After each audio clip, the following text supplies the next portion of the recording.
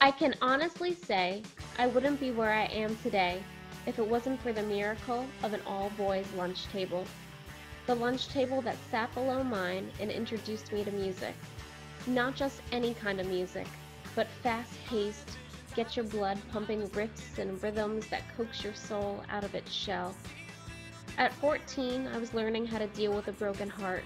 I was trying to navigate around the butterflies that took comfort in masticating my insides, writing dramatic poetry that meant my life was over. I lost interest in my friends, who I realized weren't really my friends at all, but girls who I had nothing in common with. I didn't care who was dating who or how to perfectly apply eyeliner.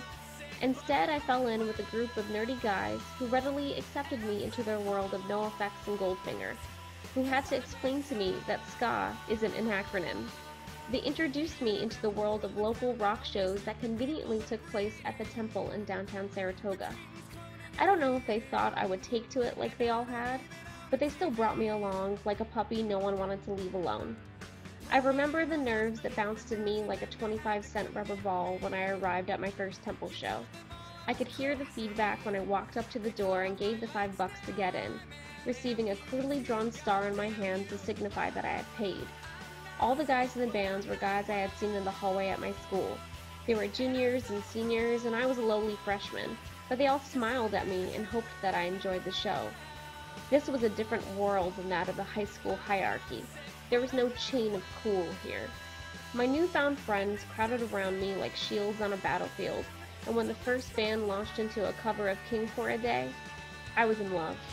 There were crowds of kids crammed into one room with no stage, a sea of converse with all of us pushing against each other like tidal waves on a rocky shore, the band acting as the impenetrable force that kept us from spilling out over them.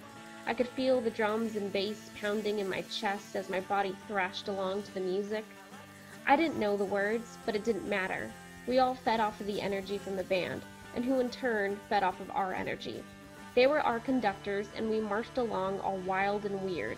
I watched a kid get punched right in the face and get picked up by the same guy that punched him. No man is ever an island.